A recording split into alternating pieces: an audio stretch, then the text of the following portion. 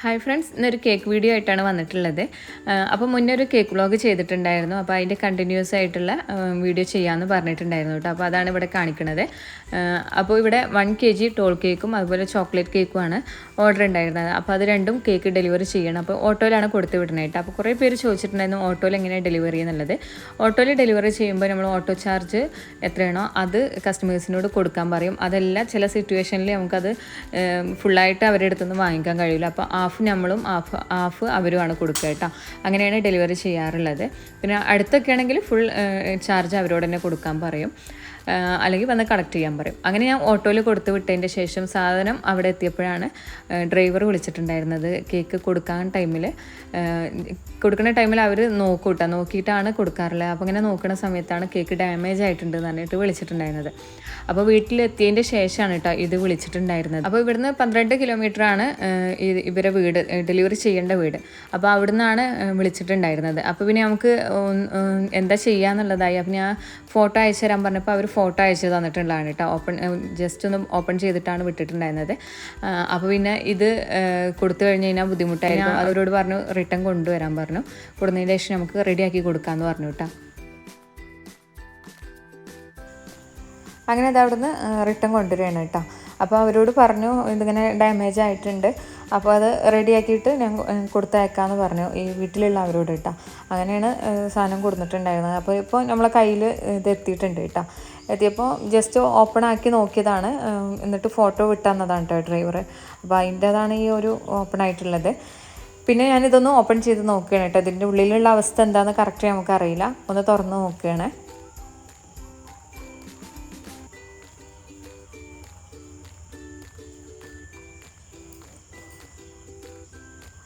ഇപ്പോൾ ഇതാണ് കേട്ടോ ഉള്ളിലുള്ള അവസ്ഥ. കേക്ക് ഇങ്ങനെ ചെരിഞ്ഞിട്ട് ബോക്സുമ്മ പോയി തട്ടിയിട്ടുള്ളതാണ് കേട്ടോ. അപ്പോൾ സെൻറ്റർ ഭാഗമാണ് ഇതിന് ഡാമേജ് വന്നിട്ടുള്ളത്. സെൻറ്ററും അതുപോലെ താഴെ ഭാഗവും ഏറ്റവും താഴത്തെ ലെയറുമാണ് ഡാമേജ് ആയിട്ടുള്ളത്. അപ്പോൾ നമുക്കിപ്പോൾ ഇത് ചെയ്യാനുള്ളത് ഇതേപോലെ തന്നെയാണ് അവർ സെലക്ട് ചെയ്ത് അതേ മോഡൽ തന്നെ ആക്കി കൊടുക്കണം.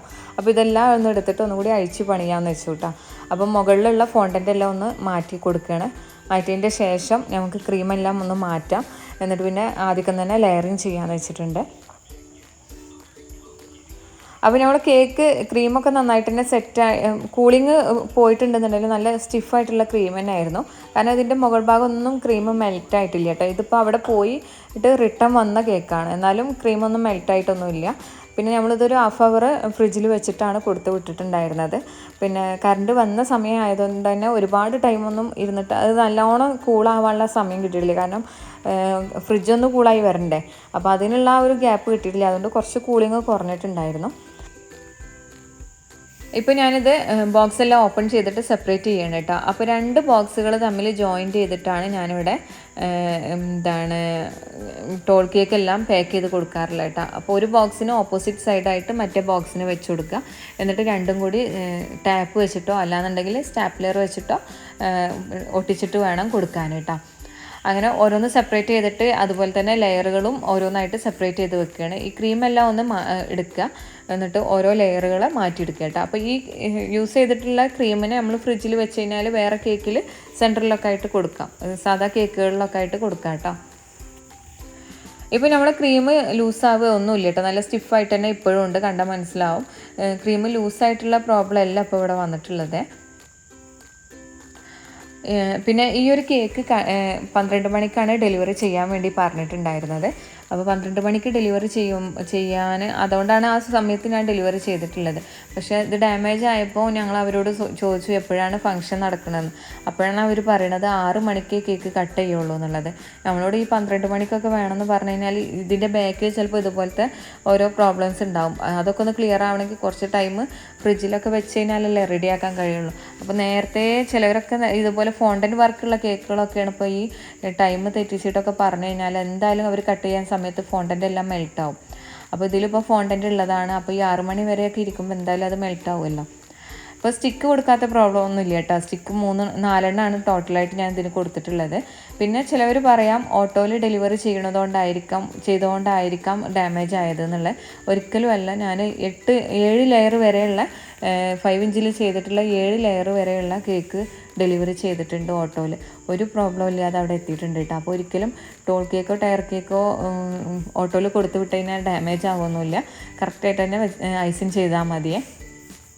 ഇപ്പോൾ നമുക്ക് ഏറ്റവും താഴെ നിന്നും 2ാമത്തെ 3ാമത്തെ ലെയറിനാണ് പ്രോബ്ലം വന്നിട്ടുള്ളത് എന്നുള്ളത് ഇത് കണ്ടാൽ മനസ്സിലാവും.